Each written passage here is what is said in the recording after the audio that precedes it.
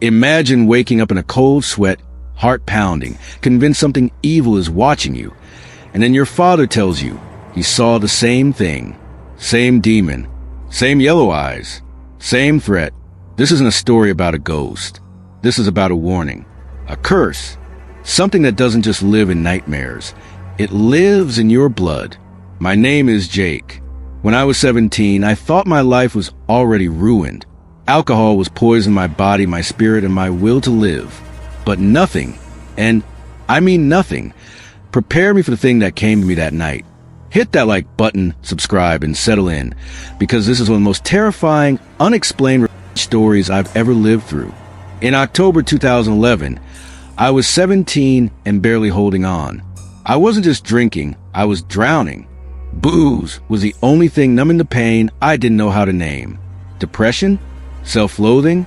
Loneliness? I couldn't tell. I just knew that every morning I woke up wanting to die, and every night I drank to forget. My bedroom was my prison. My vomit-stained sheets, cracked walls, and empty bottles were the bars. And one night, I snapped. I was blackout drunk, barely able to stand, but I remember the rage. I tore through my room like a wild animal, screaming, throwing, breaking. I collapsed to the floor and sobbed, completely hollow inside. Eventually, I passed out, but instead of blackness, I dreamed. I was in my living room, but it wasn't my real one. This one was perfect, elegant, fresh floors, clean walls, soft sunlight pouring in like warm honey. I was wearing a sleek black suit, the kind you see in magazines or movies. And for the first time in months, maybe years, I felt peace. That peace shattered with a knock on the door.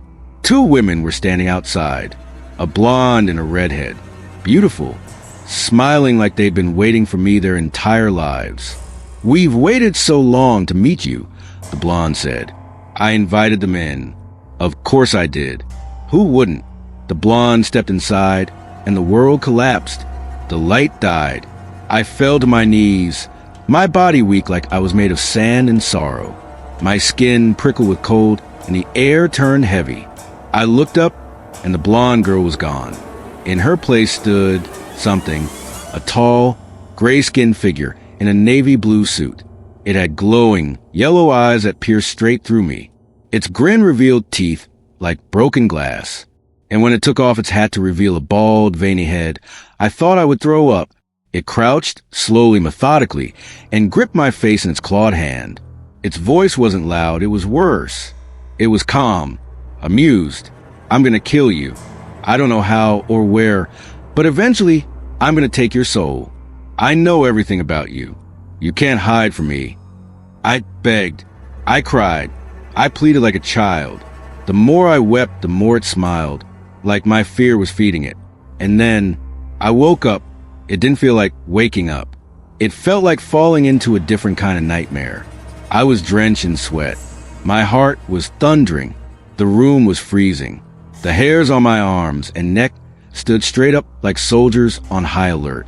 I stumbled to the bathroom and threw up violently. And still, I felt it, something watching me. Not behind me, but around me. Like the very air in the house had changed. Heavy, possessive, charged.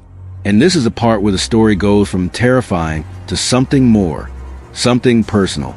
Later that morning, still shaken, I told my dad. I didn't even finish describing the demon before his face turned pale. "You're kidding me, right?" he whispered. "Yellow eyes? Bald head? Gray skin? In a suit?" I nodded, frozen.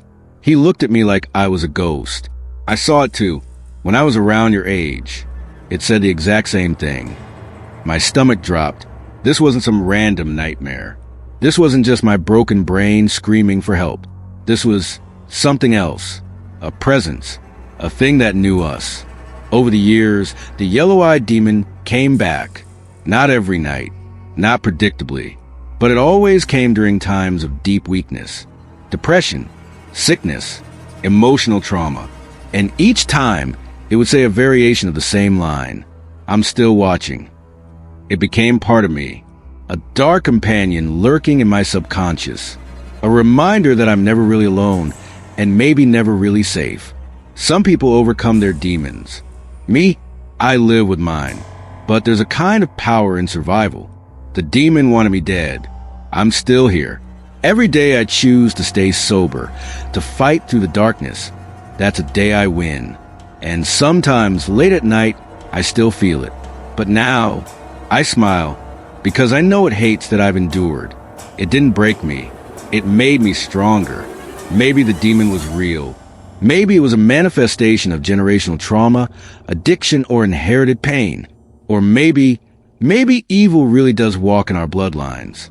Whatever the truth is, if you've ever felt like something was coming for you in your lowest moment, you're not alone. If this story gave you goosebumps, smash that like button. Tell us in the comments. Have you ever seen something you can't explain? And if you want more terrifying stories like this, you know what to do. Subscribe, because some nightmares are shared